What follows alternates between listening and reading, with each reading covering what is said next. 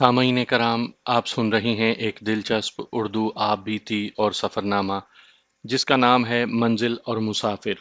ये इस सिलसिले की किस्त नंबर 36 है। मुझे उम्मीद है आपको मेरी ये काविश पसंद आ रही होगी।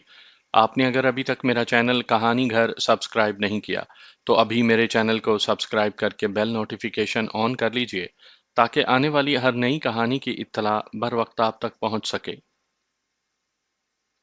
खबर ये मिली कि जंग आज़ादी को कुचलने के लिए अमेरिका ने अपनी नेवी का भी इस्तेमाल करने का फैसला कर लिया। अमेरिकन नेवी की एक गन बोट में कमोबेश 15 फौजी या नेवी के आदमी थे जो जजीरा कमोडो में जा उतरे थे। शायद रैकी के लिए वहां गए थे, यानी ये देखने के लिए कि उस जजीरे में क्या है। उनका मकसद बहरहाल फौजी था। उनके साथ एक लेफ्टिनेंट था।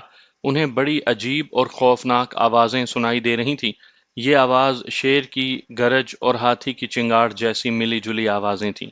ये तो कहा जा सकता था कि ये आवाजें किसी जानवर या दरिंदे की हैं, लेकिन उन अमरीकियों ने ऐसा दरिंदा कभी देखा नहीं था। वो आगे चलते गए और ऐसा मंजर उनकी आंखों के सामने आ गया जिस पर वो देखने के बावजूद यकीन ना कर सके। छिपकली या सांडे की शक्ल के दो अफरियत आपस में लड़ रहे थे। उन अमरीकियों से वो तकरीबन 60 या 70 गज दूर थे। उस अफरियत की लंबाई 8 गज से 10 गज तक थी।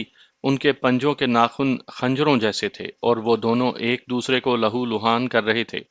लेफ्टिनेंट ने अपने आदमियों से कहा कि राइफलें तैयार कर लो, हम उन्हें करीब से देखेंगे और अगर उन्होंने हम पर हमला किया तो सब मिलकर फायर करेंगे।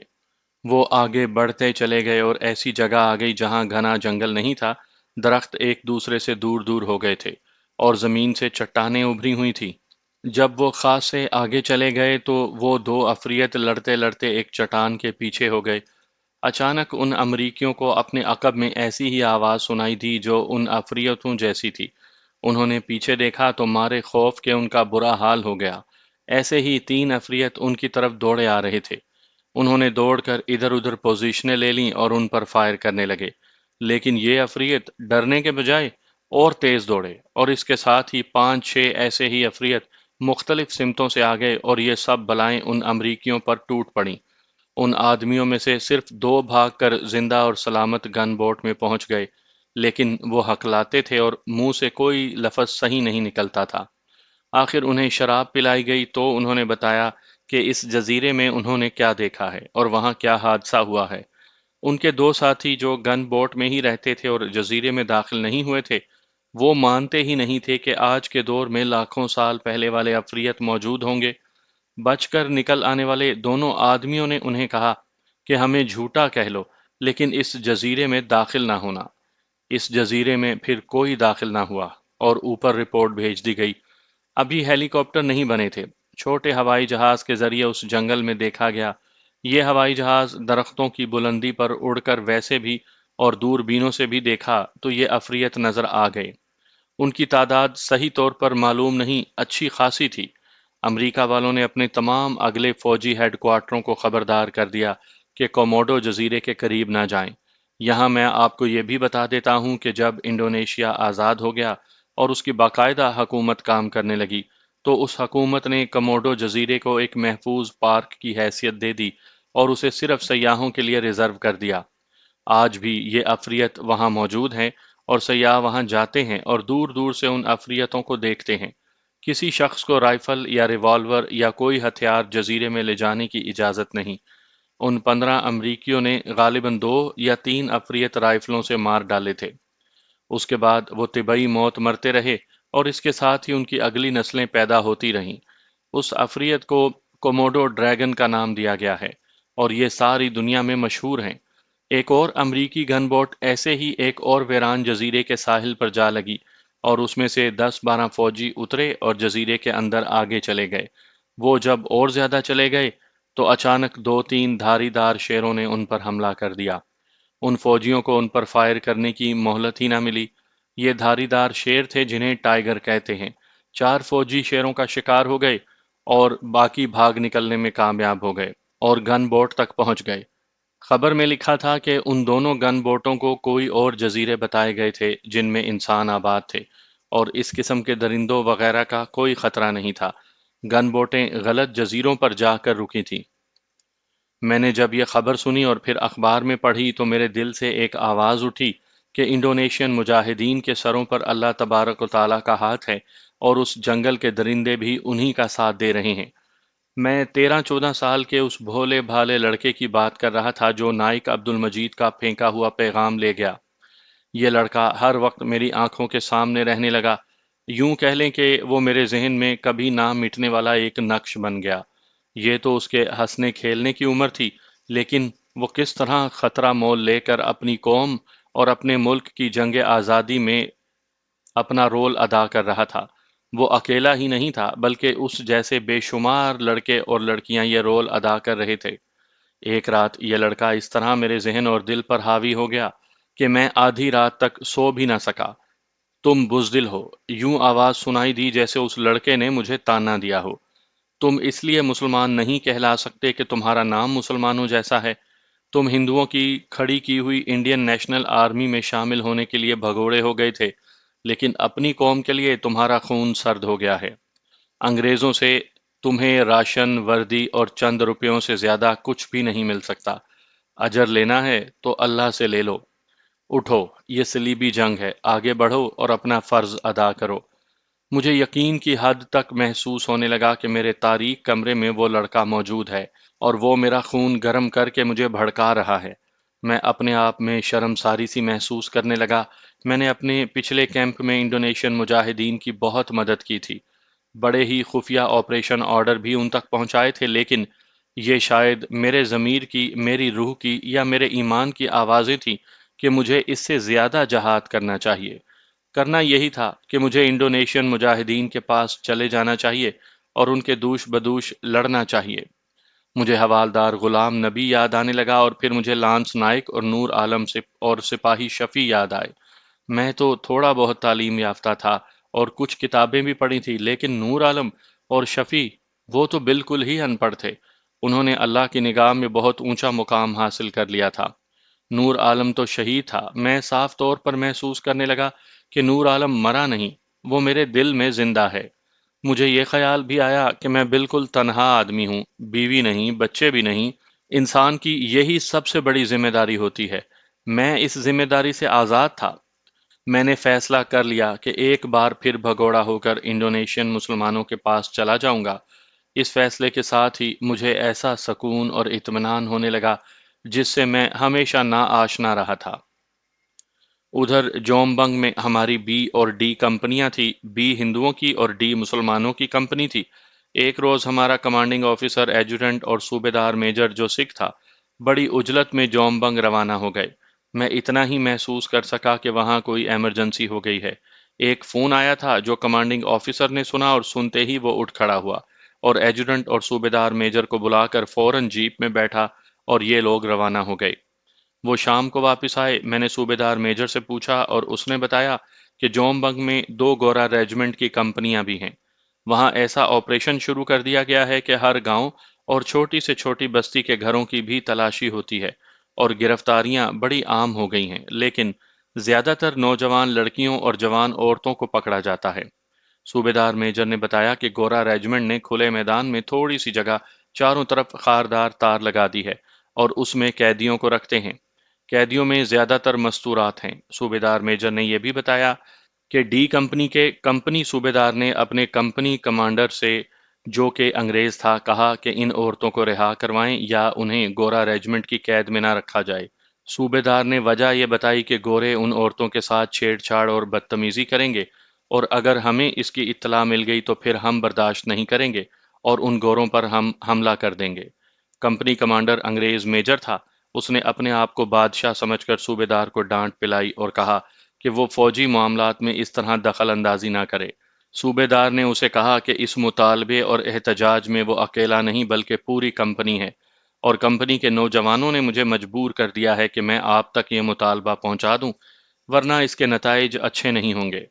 اس انگریز کمپنی کمانڈر نے پوری کمپنی کو فال ان کیا اور کمپنی پر رعب اور غصہ جھاڑا تھا کہ یہ عورتیں گورا ریجمنٹ نے پکڑی ہیں اور ہم انہیں آزاد نہیں کروا سکتے۔ وہ جوان بول پڑے۔ انہوں نے کہا کہ ہم مسلمان ہیں اور ہم کسی مسلمان عورت کی بے حرمتی برداشت نہیں کر سکیں گے۔ بہتر ہے ان عورتوں کو جیل میں بھیج دیا جائے اور وہاں نہ رکھا جائے۔ ورنہ ہم خود ان عورتوں کو رہا کروا لیں گے۔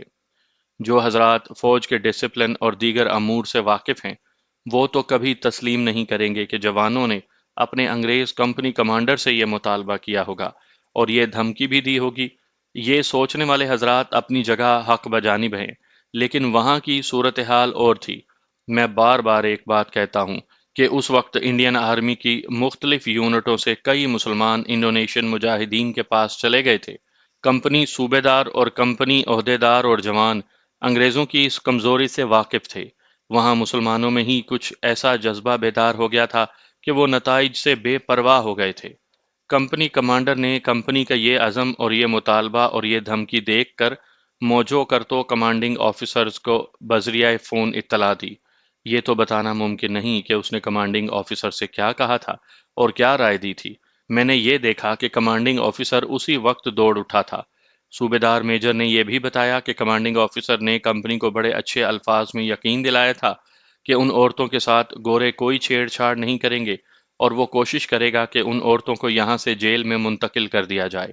کمانڈنگ آفیسر، ایڈجوٹنٹ اور کمپنی کمانڈر گورا ریجمنٹ کے افسروں کے پاس گئے اور نہ جانے وہاں کیا گفت و شنید ہوئی۔ ہمارے آفیسر واپس آئے تو انہوں نے یہ مژدہ سنایا کہ کل صبح عورتوں کو یہاں سے نکال دیا جائے گا۔ 4-5 روز کے بعد وہاں سے اطلاع آئی تھی کہ اگلے ہی روز عورتوں کو فوجی حراست سے نکال کر لے گئے تھے، لیکن یہ پتہ نہیں چلا کہ وہ انہیں کہاں لے گئے۔ بہرحال یہ ڈی کمپنی کے مسلمانوں کی بہت بڑی فتح تھی، لیکن انگریز افسروں نے ڈی کمپنی کو یوں سزا دی کہ کمپنی پر پابندیاں عائد کر دیں کہ کوئی جوان کیمپ سے باہر نہیں جا سکتا اور کسی انڈونیشین سویلین کے ساتھ بات نہیں کر سکتا۔ ایک روز اچانک یوں ہوا جیسے انڈونیشیا کے جنگلات اور بستیوں پر قیامت ٹوٹ پڑی ہو۔ یہ ایسا وسیع پیمانے پر آپریشن شروع کیا گیا تھا جس طرح جھاڑو دیا جاتا ہے۔ امریکہ سے تازہ دم کریک فورس آ گئی تھی اور برٹش آرمی کی بھی بہت سی یونٹیں تھیں اور باقی یونٹیں انڈین آرمی کی تھیں۔ اس تمام فوج کو کئی میلوں میں پھیلا کر اس طرح ایڈوانس کیا گیا کہ اوپر سے لڑاکا بمبار طیارے آتے تھے جو کم بلندی پر جا کر بم پھینکتے تھے، اس کے ساتھ توپ خانے سے بے انداز گولہ باری کرتے تھے۔ انفینٹری کی امریکی، انگریز اور ہندوستانی یونٹیں پیش قدمی کرتی تھیں، اور راستے میں کوئی بھی چھوٹی موٹی بستی بھی نظر آ جاتی تو اس کے بچے سے بوڑھے تک کو باہر نکال کر ذلیل و خوار کیا جاتا اور گھروں کی تلاشی لی جاتی۔ جس گھر پر شک ہوتا کہ اس گھر کا خواہ ایک ہی جوان گوریلوں میں ہے تو اس گھر کو آگ لگا دی جاتی۔ ان صلیبیوں کو توقع تھی کہ یہ غریب اور مفلس لوگ ڈر جائیں گے اور اپنی گوریلا فورس کی مدد نہیں کریں گے، لیکن انہیں سخت مایوسی ہوئی کہ ادھر آپریشن ہوتا اور شام کو یونٹیں واپس اپنے اپنے کیمپ میں پہنچ جاتی تو گوریلے کسی نہ کسی کیمپ پر گرنیڈ پھینکتے اور مشین گنوں اور ٹامی گنوں کا فائر چھڑکاؤ کی طرح کر کے غائب ہو جاتے۔ اس دوران انڈونیشین مجاہدین نے 10-12 گاڑیوں کے ایک کانوائے کو لوٹا۔ اس میں زیادہ تر راشن تھا اور تھوڑا اسلحہ بارود بھی۔ بعض چھوٹی چھوٹی بستیاں تو بالکل ہی خالی ملتی تھیں۔ کچھ پتہ نہیں چلتا تھا کہ ان کے رہنے والے کہاں غائب ہو گئے۔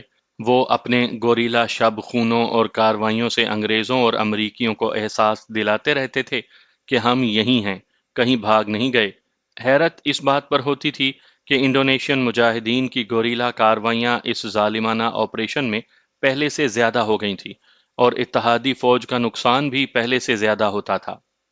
میں امریکیوں اور انگریزوں کے یہ آپریشن اور ان کے جواب میں انڈونیشین مجاہدین کی جوابی گوریلا کاروائیاں پوری تفصیل کے ساتھ بیان نہیں کروں گا۔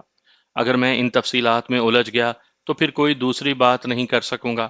عرصے بعد جب میں گھر واپس آیا تھا تو ایک امریکی نامہ نگار کی لکھی ہوئی کتاب پڑھی تھی، اور پھر امریکہ کے ایک مشہور ماہنامہ ریڈرز ڈائجسٹ میں ایک مضمون انڈونیشین مجاہدین کی جنگ آزادی کے بارے میں پڑھا تھا۔ میں اس کتاب اور ریڈرز ڈائجسٹ کے حوالے ہی کافی سمجھوں گا۔ امریکی نامہ نگار نے اپنی کتاب میں لکھا تھا کہ اتحادیوں یعنی امریکیوں اور انگریزوں کے بمبار ہوائی جہاز اور توپ خانے جنگلوں پر اس قدر بم اور گولے برساتے تھے کہ گمان ہوتا تھا کہ کوئی درخت اور کوئی زی روح سلامت نہیں رہا ہوگا۔ لیکن جب ہوائی جہاز، توپ خانے اور انفینٹریاں واپس چلی جاتی تھی تو اسی رات گوریلے کہیں نہ کہیں شب خون مار کر اتحادیوں کو احساس دلا دیتے تھے کہ وہ پہلے سے زیادہ زندہ و بیدار ہیں۔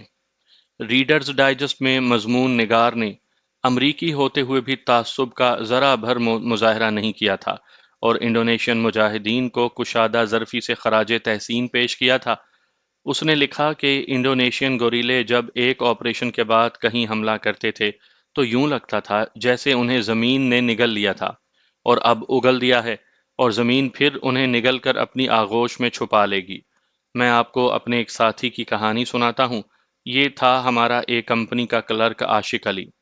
میں نے شاید پہلے بتایا ہے کہ جنگ عظیم کے دوران فوج میں جو کلرک بھرتی کیے جاتے تھے انہیں ڈائریکٹ حوالدار بھرتی کیا جاتا تھا۔ جنگ سے پہلے سپاہی کلرک ہوا کرتے تھے۔ عاشق علی جنگ کے دوران بھرتی ہوا تھا اور ٹریننگ کے بعد ہماری بٹالین میں آ گیا۔ اسے اے کمپنی کا کلرک بنا دیا گیا۔ اس کی عمر کوئی 22-23 سال ہوگی۔ اس کا رنگ گورا تھا اور وہ صحیح معنوں میں خوبصورت نوجوان تھا۔ اس میں زندہ دلی بھی تھی اور خاندانی شرافت بھی۔ وہ تحصیل چکوال کے کسی گاؤں کا رہنے والا تھا۔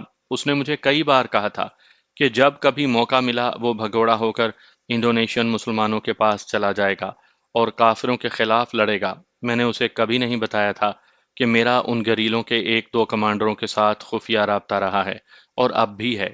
میں نے یہ سوچ کر اپنا یہ راز نہیں دیا کہ ابھی بچہ ہے، کہیں ہندوؤں اور سکھوں میں بیٹھا یہ بات کہہ نہ ڈالے۔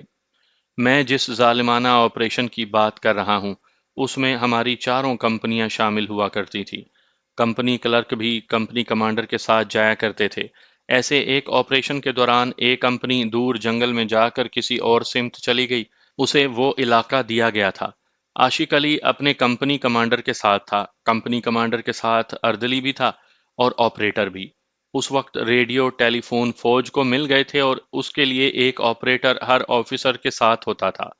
کمپنی کمانڈر ایک پلاٹون کی طرف چلا گیا اور یہ پلاٹون چٹانی علاقے میں گئی تو وہاں گوریلوں کی اچھی خاصی فائرنگ آنے لگی جو چاروں طرف سے آ رہی تھی۔ اسے گھات کہہ لیں یا گوریلے جنگل میں کہیں دیکھ رہے تھے، اور جب انہوں نے دیکھا کہ ایک پلاٹون کمپنی سے الگ ہو کر چٹانی علاقے میں آ گئی ہے تو انہوں نے چٹانوں کی اونچائیوں سے اس پلاٹون پر گولیاں برسانی شروع کر دیں، اور دیکھتے ہی دیکھتے 6-7 جوان مارے گئے۔ گوریلوں کو پہلے اطلاع نہیں دی جا سکی تھی کہ یہ مسلمانوں کی پلاٹون ہے اور یہ فلاں علاقے میں جائے گی۔ پہلے کسی کو پتہ ہی نہیں تھا، ورنہ انڈونیشین گوریلے مسلمانوں پر گولی نہ چلاتے۔ فائر ایسا آیا کہ گولی ضائع نہیں ہوتی تھی۔ انڈونیشین گوریلے اس وقت رائفل سے گولی نکالتے تھے جب انہیں یقین ہوتا تھا کہ یہ گولی ایک فوجی کو ضرور لگے گی۔ ایسے کارگر فائر سے پلاٹون بوکھلا گئی اور ادھر ادھر بکھر گئی۔ جوانوں نے پوزیشنیں لے لیں اور اندھا دھند فائر شروع کر دیا۔ گرنیڈ بھی پھینکے اور مشین گنیں تو بے رحمی سے فائر کیں۔ گوریلے اپنا وار کر کے جنگل اور چٹانوں میں لاپتہ ہو چکے تھے۔ جب فائر ختم ہوا تو کمپنی کمانڈر، کمپنی صوبے دار اور حوالدار وغیرہ پلاٹون کے جوانوں کو دیکھنے نکلے۔ انہوں نے پلاٹون کو پکارا اور کہا کہ ایک جگہ اکٹھے ہو جائیں، لیکن پلاٹون کی حالت کچھ ٹھیک نہیں تھی۔ سارے جوان بکھر گئے تھے اور ان کا ایک دوسرے کے ساتھ رابطہ ہی نہیں تھا۔ سورج غروب ہونے کو تھا، وہ آپریشن ختم کر دیا گیا۔ یہ آپریشن پورے ایک بریگیڈ کا تھا۔ واپسی کا حکم ملا۔ اے کمپنی کی اس پلاٹون کی لاشیں اٹھا لی گئیں اور جو زخمی چل سکتے تھے وہ چل پڑے اور جو چلنے کے قابل نہیں تھے انہیں اسٹریچروں پر ڈال دیا گیا۔ واپس آ کر جب کمپنی کی گنتی کی گئی تو پتہ چلا کہ حوالدار کلرک عاشق لاپتہ ہے۔ اب یہ ممکن نہیں تھا کہ واپس جا کر اسے ڈھونڈا جاتا۔ سورج غروب ہو چکا تھا اور رات جلد ہی گہری ہو گئی تھی۔ عجیب بات یہ تھی کہ کمپنی کمانڈر نے واپس آتے ہوئے یہ بھی نہ دیکھا کہ اس کا کمپنی کلرک جو ہر وقت اس کے ساتھ رہتا تھا اب اس کے ساتھ نہیں۔ اگلے دن کوئی ایسا آپریشن یا کوئی اور جنگی پروگرام نہیں تھا۔ ساری فورس کو، جو دراصل پوری بریگیڈ کی نفری تھی، اس روز آرام دیا گیا تھا۔ ہمارے کمانڈنگ آفیسر نے پوری کی پوری اے کمپنی کو آگے جانے کا حکم دیا تاکہ عاشق علی کی لاش لائی جا سکے، یا ہو سکتا ہے وہ شدید زخمی حالت میں کہیں پڑا ہوا ہو۔ کمانڈنگ آفیسر کا یہ جو حکم تھا کہ لاش لائی جائے، اس میں جذبات کا کوئی عمل دخل نہیں تھا۔ لاش لانے کا مطلب یہ تھا کہ عاشق علی کی موت کی تصدیق ہو جانی تھی۔ کمپنی گئی اور علاقے میں گھوم پھر کر کھڈ نالے دیکھ کر مایوس واپس آ گئی۔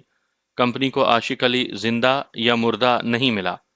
یہ تو میں جانتا تھا کہ عاشق علی انڈونیشین مسلمانوں کے پاس چلا گیا ہے۔ اسے کمپنی کمانڈر کے ساتھ رہنا چاہیے تھا، لیکن وہ دانستہ اس سے الگ ہو گیا ہوگا اور ٹیکریوں اور چٹانوں اور اونچی گھاس میں چھپتا چھپاتا گوریلوں کے پاس پہنچ گیا ہوگا۔ میں نے کمپنی کمانڈر کے اردلی سے پوچھا تھا۔ یہ اردلی بھی مسلمان تھا۔ اس نے بتایا کہ اسے پتہ ہی نہیں چلا کہ محمد عاشق کس وقت اور کس جگہ ان سے الگ ہو گیا تھا۔ عاشق علی کے گھر یہ سرکاری اطلاع بھیجی گئی تھی کہ آپ کا بیٹا حوالدار کلرک عاشق علی لڑائی میں لاپتہ ہو گیا ہے۔ اسے انگریزی میں کہا جاتا تھا مسنگ ان ایکشن۔ میرے پاس کوئی ایسا ثبوت نہیں تھا کہ میں وثوق سے کہہ سکتا کہ عاشق علی انڈونیشین مسلمانوں کے پاس چلا گیا ہے، لیکن میں یقین کے ساتھ کہتا تھا کہ وہ مرا نہیں، نہ وہ زخمی ہوا بلکہ وہ ادھر چلا گیا ہے۔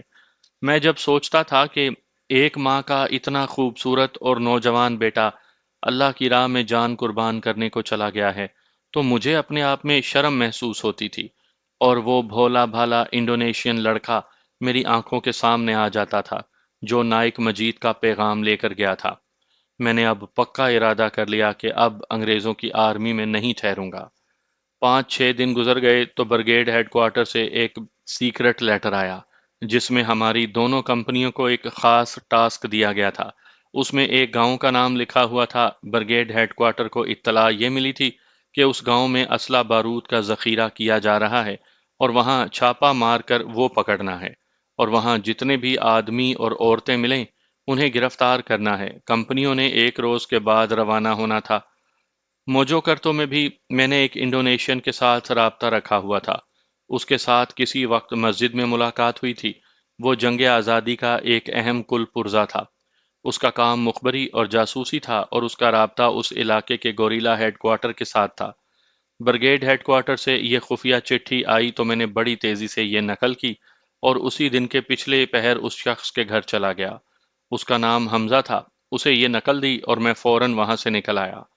میں وہاں سے نکل ہی رہا تھا کہ ہماری بٹالین کا پولیس حوالدار سامنے آ گیا۔ ہر بٹالین میں ریجیمنٹل پولیس ہوا کرتی تھی۔ اس میں ایک حوالدار اور چند ایک جوان ہوا کرتے تھے۔ وہ ہم میں سے ہی ہوتے تھے۔ ہمارا پولیس حوالدار سرگودا کے کسی گاؤں کا رہنے والا تھا۔ اس کا نام صداقت شاہ تھا۔ مجھے اس گھر سے نکلتا دیکھ کر رک گیا اور بڑے تپاک سے ملا۔ اس نے مجھ سے پوچھا کہ یہ کس کا گھر ہے؟ میں نے اسے یہ نہ بتایا کہ یہ شخص کس حیثیت کا مالک ہے۔ میں نے یوں کہا کہ اس سے ایک بار مسجد میں ملاقات ہوئی تھی اور وہاں اس سے ایسے تعلقات شروع ہوئے کہ یہ اصرار کیا کرتا ہے کہ میں کبھی کبھار اس کے گھر آیا کروں۔ مطلب یہ کہ میں نے یہ تاثر دیا کہ یہ ایک دوستانہ بات ہے کہ میں اس شخص سے ملنے آیا تھا۔ مجھے پوری امید تھی کہ حوالدار صداقت شاہ چونکہ مسلمان ہے، اس لیے اس کی ہمدردیاں انڈونیشین مسلمانوں کے ساتھ ہیں۔ اس نے میرے ساتھ ایسی ہی باتیں شروع کر دیں جیسے وہ بھی کسی نہ کسی دن بٹالین سے بھاگ کر انڈونیشین مسلمانوں کے پاس چلا جائے گا۔ مجھے آج تک اس کی جوشیلی اور جذباتی باتیں اچھی طرح یاد ہیں۔ میں وہاں سے اپنے کمرے میں آیا۔ کوئی 1 گھنٹے کے بعد کسی نے مجھے بتایا کہ سی کمپنی کے 10-12 جوانوں کو تیار کر کے قصبے میں لے گئے ہیں۔ لے جانے والا سی کمپنی کا کمانڈر تھا جو انگریز میجر تھا۔ میں نے سوچا کہ جاسوسوں نے کسی گھر کے بارے میں اطلاع دی ہوگی اور اس گھر پر چھاپا مارنے کے لیے یہ جوان لے جائے گئے ہیں۔ میں نے کوئی زیادہ توجہ نہ دی۔ میں شام کا کھانا کھا کر فارغ ہوا ہی تھا کہ میرے کمرے میں سی کمپنی کا کمانڈر داخل ہوا اور بڑے روب سے مجھے کہا کہ اٹھو، ہمارے ساتھ چلو۔ میں فوراً اٹھا اور اس کے پیچھے پیچھے چل پڑا۔ اپنے دفتر میں لے جا کر کمپنی کمانڈر نے وہ کاغذ جس پر میں نے برگیڈ ہیڈ کوارٹر کا آپریشن آرڈر نقل کیا تھا میرے آگے رکھ دیا اور پوچھا، یہ تم اس گھر میں دے آئے تھے؟ میں نے لا علمی اور حیرت کا اظہار کیا۔ وہ اور زیادہ غصے میں آ گیا اور مجھے حراست میں لینے کا حکم دے دیا۔ فوج میں کسی سپاہی کو جب حراست میں لیا جاتا ہے تو اسے کوارٹر گارڈ کی حوالات میں بند کر دیا جاتا ہے، لیکن حوالدار کو حراست میں لیا جائے تو اسے حوالات میں بند نہیں کیا جاتا بلکہ اس کے ساتھ ایک حوالدار بطور گارڈ لگا دیا جاتا ہے۔ یہ حوالدار ہر روز تبدیل ہوتا ہے اور نیا حوالدار آ جاتا ہے۔ ہمارے وقتوں میں ایسی حراست کو پیٹی قید کہا جاتا تھا۔ میرے ساتھ بھی ایک سکھ حوالدار گارڈ لگا دیا گیا اور حکم دیا گیا کہ اگلے روز کمانڈنگ آفیسر کے دفتر پیش کیا جائے گا۔ میں سمجھ گیا کہ یہ کیا ہوا ہے۔ پولیس حوالدار صداقت شاہ اپنا آدمی تھا، لیکن یہ یقیناً اسی نے مخبری کی تھی۔ ریجیمنٹل پولیس کی یہی ڈیوٹی ہوتی تھی کہ مخبری اور چغلی کی جاتی رہے۔ آخر ان لوگوں نے بھی تو ترقی لینی ہوتی تھی۔ اگلے روز جب مجھے کمانڈنگ آفیسر کے سامنے پیش کیا گیا تو چارج شیٹ پڑھ کر مجھے سنائی گئی۔ وہ یہ تھی کہ میں نے برگیڈ ہیڈ کوارٹر کا ایک آپریشن آرڈر نقل کر کے دشمن کے حوالے کیا۔ اس کا گواہ پولیس حوالدار صداقت شاہ تھا اور قصبے کے 2 انڈونیشین عیسائیوں کو بھی میرے خلاف گواہ بنا لیا گیا تھا۔ مجھے افسوس ہونے لگا کہ میں کچھ دن پہلے یہاں سے نکل کیوں نہ گیا۔ میں ارادے ہی باندھتا رہا اور پکڑا گیا۔ پکڑے جانے کا مجھے ذرا برابر بھی افسوس نہیں تھا۔ میں اسے بھی جہاد کا ایک حصہ سمجھتا تھا، لیکن بار بار دل پر چوٹ پڑتی تھی کہ مجھے تو میدان جنگ میں جانا تھا اور زیادہ سے زیادہ صلیبیوں، ہندوؤں اور سکھوں کو رائفل کا نشانہ بنانا تھا۔ یہ چارج شیٹ کسی معمولی سے جرم کی نہیں تھی، بلکہ بڑا ہی سنگین جرم تھا کہ کوئی اتنی خفیہ اطلاع قبل از وقت دشمن کو پہنچا دے۔ مجھے کمانڈنگ آفیسر سزا دے سکتا تھا، لیکن اس نے میری charge sheet brigade headquarter کو بھیج دی۔ 5-6 دنوں بعد برگیڈ ہیڈ کوارٹر سے اطلاع آئی کہ میری charge sheet division headquarter کو بھیج دی گئی ہے اور ساتھ لکھا گیا ہے کہ اس حوالدار کلرک کا فیلڈ کورٹ مارشل ہونا چاہیے، کیونکہ جرم سنگین ہے اور یہ کورٹ مارشل کا جرم ہے۔ فیلڈ کورٹ مارشل بڑی ہی خطرناک چیز ہوتی ہے۔ اس کا مطلب یہ ہوتا ہے کہ میدان جنگ میں جرم سرزد ہوا ہے اور وہیں کورٹ بنا کر سزا دی جاتی ہے۔ کوئی رو رعایت نہیں ہوتی۔ میرا جرم واقعی سنگین تھا اور مجھے تو یہ توقع تھی کہ سزائے موت دی جائے گی، اور اگر ان انگریزوں نے مجھ پر رحم کیا تو عمر قید دے دیں گے۔ میرے پاس تو صفائی کا گواہ تھا ہی نہیں۔ میں آپ کو یہیں بتا دیتا ہوں کہ یہ کارستانی صداقت شاہ کی تھی۔ حوالدار، جمعدار اور صوبے دار وغیرہ جس طرح انگریز افسروں کی خوشامد کرتے تھے، وہ سویلین حضرات تصور میں بھی نہیں لا سکتے۔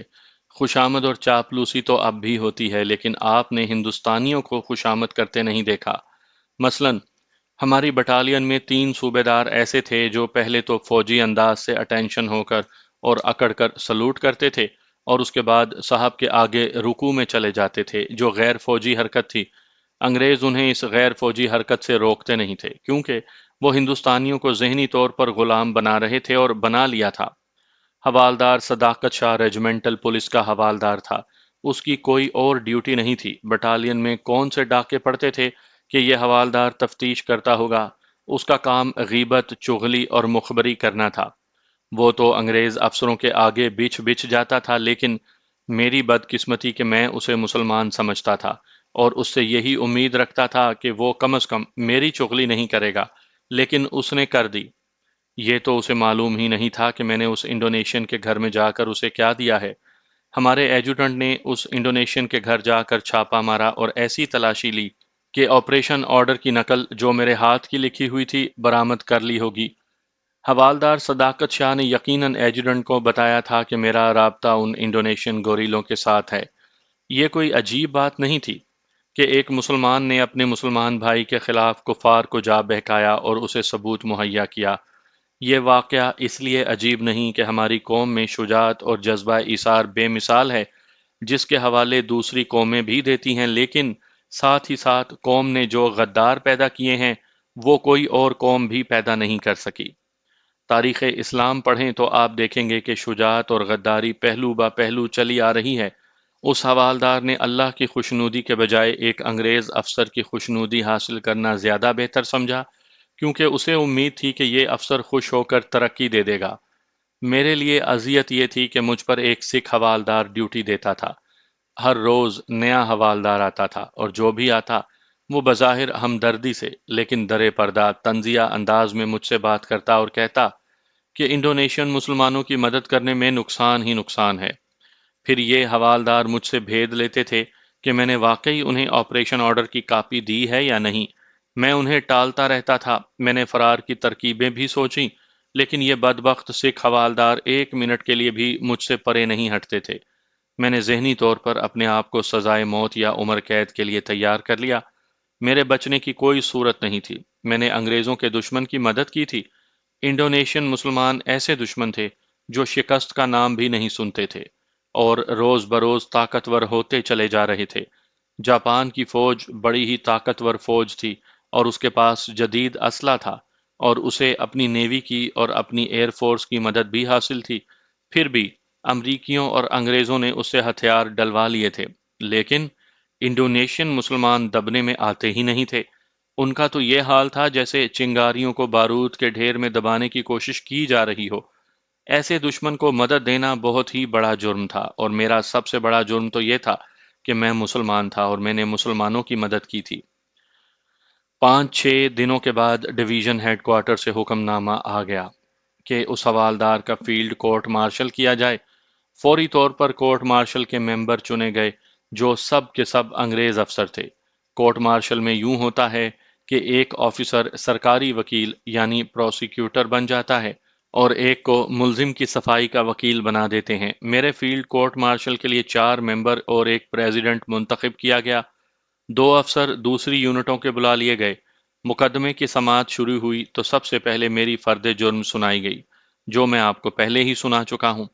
سب سے پہلا گواہ جو میرے خلاف کورٹ مارشل کے لیے سامنے آیا وہ حوالدار صداقت شاہ تھا۔ بات اتنی سی ہوئی تھی کہ میں اس انڈونیشین مسلمان کے گھر سے نکل رہا تھا تو صداقت شاہ سامنے آ گیا، تو اس نے رک کر میرے ساتھ ہاتھ ملایا، لیکن صداقت شاہ نے گواہی میں کہا کہ وہ کیمپ سے اس انڈونیشین کے گھر تک گیا تھا اور میرے پاس آپریشن آرڈر کی نقل تھی جو میں نے ہاتھ سے تیار کی تھی، اور یہ بھی کہا کہ میں نے یہ نقل صداقت شاہ کو پڑھ کر سنائی تھی۔ اور پھر جب اس انڈونیشین کے گھر تک پہنچا تو میں نے صداقت شاہ سے کہا کہ وہ ٹھہرے اور میں یہ کاغذ اندر دے کر آتا ہوں۔ میرے صفائی کے وکیل نے، جو انگریز میجر تھا اور وہ جومبنگ سے اپنی یونٹ سے آیا تھا، حوالدار صداقت شاہ پر جرح کی، لیکن یہ جرح بالکل بے معنی اور کھوکھلی تھی۔ وہ آخر انگریز افسر تھا اور نہیں چاہتا تھا کہ میں بری ہو جاؤں۔ وہ تو کورٹ مارشل کی ایک خانہ پوری کی گئی تھی کہ ملزم کا وکیل بھی قانوناً لازمی ہوتا ہے۔ اس کی جرح کے جواب میں صداقت شاہ مزید جھوٹ بولتا رہا۔ جب جرح ختم ہوئی تو میں نے سوچا کہ مجھے سزا تو ضرور ہی ملے گی، پھر میں اپنے دل کا غبار کیوں نہ نکال دوں۔ میں نے صداقت شاہ سے مخاطب ہو کر کہا، لعنت ہے تم پر صداقت شاہ، ابھی تم پر اللہ کی لعنت پڑے گی اور تم کتے کی موت مرو گے۔ کورٹ مارشل کا پریزیڈنٹ ایک انگریز لیفٹیننٹ کرنل تھا۔ اس نے مجھے غصے سے شٹ اپ کہہ کر چپ کروا دیا۔ اس نے کہا کہ ملزم کو بولنے کی اجازت نہیں ہوتی۔ اگر ملزم یوں بولے گا تو اسے توہین عدالت کی سزا الگ ملے گی۔ اس کے بعد 2 انڈونیشین جو اسی قصبے کے رہنے والے تھے عدالت میں میرے خلاف پیش کیے گئے، اور دونوں نے اس قسم کی گواہیاں دیں کہ میں اس انڈونیشین سے ملتا ملاتا رہتا ہوں اور وہ انڈونیشین گوریلا ہیڈ کوارٹر کا آدمی ہے، اور وہ جاسوسی کر کے اطلاعات اور معلومات اپنی دفتر پہنچاتا ہے اور میں اسے جاسوسی میں مدد دیتا ہوں۔ ان عیسائی گواہوں کو عینی شاہد بنایا گیا تھا۔ ہمارے ایجورنٹ آفس میں میرے ماتحت 4 حوالدار کلرک تھے، جن میں ایک سکھ تھا۔ اسے کورٹ مارشل میں لایا گیا اور اس نے گواہی دی کہ میں جب آپریشن آرڈر کی نقل تیار کر رہا تھا تو اس نے اپنی آنکھوں دیکھا تھا۔ اس طرح 2 اور جھوٹے گواہ پیش کیے گئے، اور 5-6 دنوں کی سماعت کے بعد کورٹ مارشل ختم ہو گیا اور اس کے کاغذات اوپر بھیج دیے گئے۔ میں ابھی حراست میں تھا۔ میرا صفائی کا وکیل ہر گواہ پر جرح کرتا تھا اور میں صاف طور پر نوٹ کر رہا تھا کہ اس کے بعض سوال ایسے ہوتے تھے جیسے وہ صفائی کا وکیل نہیں بلکہ استغاثہ کا وکیل ہے اور میرے خلاف جرم ثابت کر رہا ہے۔ میرے خلاف تو جرم ثابت ہو ہی گیا تھا اور مجھے یہاں سے انصاف کی توقع بھی نہیں تھی۔ اگر یہ سول کورٹ ہوتی تو مجھے 2-3 پیشیوں کے بعد ہی بری کر دیا جاتا، کیونکہ کوئی ثبوت اور کوئی شہادت نہیں تھی۔ لیکن کورٹ مارشل کا مطلب ہوتا ہے کہ جو ملزم اس کے سامنے لایا گیا ہے اس نے جرم کیا ہے اور اسے سزا دینی ہی ہے۔ 15-16 دنوں کے بعد فیصلہ آ گیا، جو مجھے اس طرح سنایا گیا کہ موجو کرتوں میں ہماری جتنی بھی نفری تھی اسے پریڈ گراؤنڈ میں فال ان کیا گیا اور مجھے ان کے سامنے کھڑا کر دیا گیا۔ کمانڈنگ آفیسر نے اردو میں میرا جرم سنایا اور پھر سزا سنائی۔ 8 سال سزائے قید، بامشقت نوکری سے ہمیشہ کے لیے برطرف۔ یہ سب کچھ سنا کر کمانڈنگ آفیسر میرے سامنے آن کھڑا ہوا اور اس نے میرے بازو سے حوالداری کا نشان پکڑ کر اتنی زور سے کھینچا کہ میری قمیض بھی پھٹ گئی، اور پھر اس نے میرے کندھوں سے ریجمنٹ کے نشان اتار کر اپنے ہاتھ میں لے لیے۔ اس کے بعد مجھے ایک سکھ حوالدار اور 4 سکھ جوانوں کے حوالے کر دیا گیا اور حکم دیا گیا کہ اسے سورا بایا جیل میں لے جاؤ۔ میں چونکہ حوالدار تھا اس لیے مجھے ہتھ کڑی نہ لگائی گئی۔ اصل وجہ یہ تھی کہ وہاں ہتھ کڑی تھی ہی نہیں۔ سزا کے بعد میں حوالدار تو رہا نہیں اور اب میں سزا یافتہ مجرم تھا۔ ہتھ کڑی نہ لگانے کی وجہ کچھ بھی ہو سکتی ہے، لیکن میں اسے اللہ کا ایک خاص کرم کہا کرتا ہوں کہ میرے ہاتھ پاؤں کھلے تھے۔ سکھ حوالدار اور جوان مجھے وہاں سے لے کر اس طرف چل پڑے جدھر ایک ٹرک کھڑا تھا۔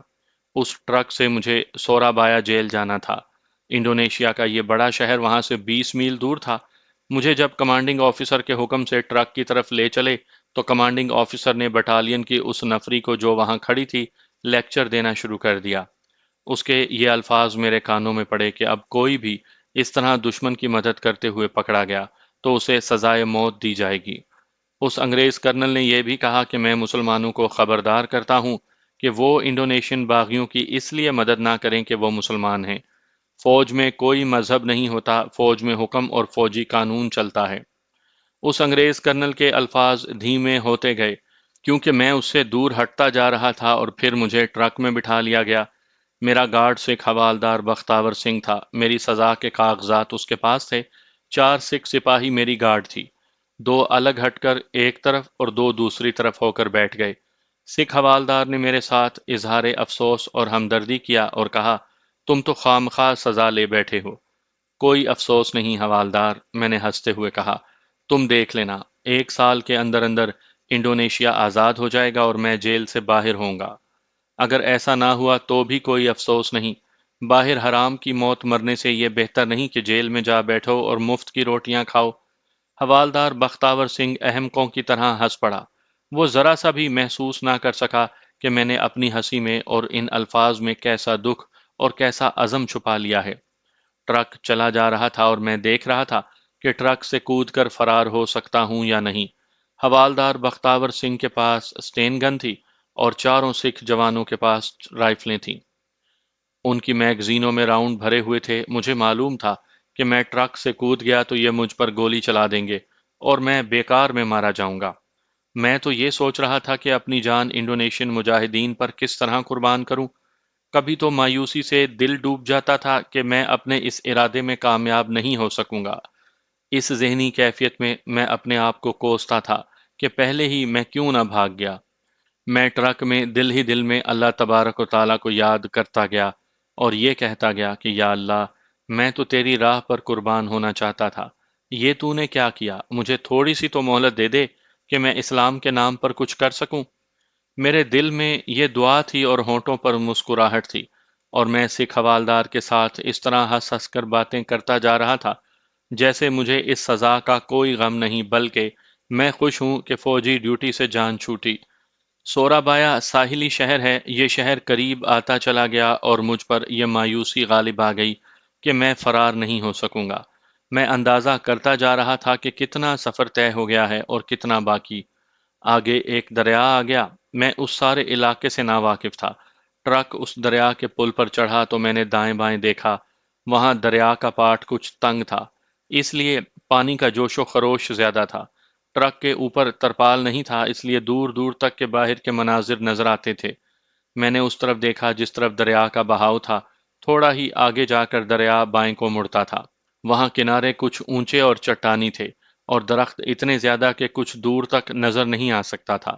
میں نے غور کیا کہ مجھ میں اتنی ہمت ہے کہ اس دریا میں کود جاؤں۔ میں تیرنا تو ٹھیک ٹھاک جانتا تھا لیکن ایسے سیلابی دریا میں کبھی نہیں اترا تھا۔ میں اٹھ کھڑا ہوا۔ حوالدار بختاور سنگھ نے بیٹھ جانے کو کہا تو میں نے اسے بتایا کہ ذرا ٹانگیں سیدھی کر رہا ہوں۔ اسے میں نے یہ تاثر دیا تھا کہ اس سزا کا مجھے کوئی غم نہیں۔ میں آہستہ آہستہ ٹرک کے ٹیل بورڈ تک گیا اور بختاور سنگھ کے ساتھ باتیں کرتا رہا۔ میں یہ بھی سوچتا رہا کہ دریا میں کود جاؤں یا یہ خطرہ مول نہ لوں۔ اچانک ایک غیبی سی آواز آئی کہ اٹھو اور کود جاؤ۔ ٹرک کی رفتار تیز تھی اور یہ پل کے درمیان چلا جا رہا تھا۔ وہاں سے میں دریا میں نہیں کود سکتا تھا۔ ایک ہی طریقہ تھا کہ پہلے میں ٹرک سے کودوں اور پھر پل کے جنگلے پر چڑھوں اور دریا میں کود جاؤں۔ جنگلہ اتنا ہی اونچا تھا جتنا ٹرک کا ٹیل بورڈ تھا۔ مجھے معلوم تھا کہ میں اس طرح دریا میں نہیں کود سکوں گا۔ میں اتنی تیز ٹرک سے کودتا تو گرتا اور پھر اٹھتا۔ اتنی دیر میں میرے سکھ گارڈ پہنچ جاتے اور مجھے پکڑ لیتے، اور اگر میں بھاگنے کی کوشش کرتا تو پیچھے سے گولی چلا دیتے۔ مجھے کوئی صورت نظر نہیں آتی تھی۔ اللہ نے کرم کیا کہ ٹرک یک لخت آہستہ ہو گیا اور اس کی رفتار کم ہوتے ہوتے ایسی رہ گئی جیسے کوئی آدمی پیدل چل رہا ہو۔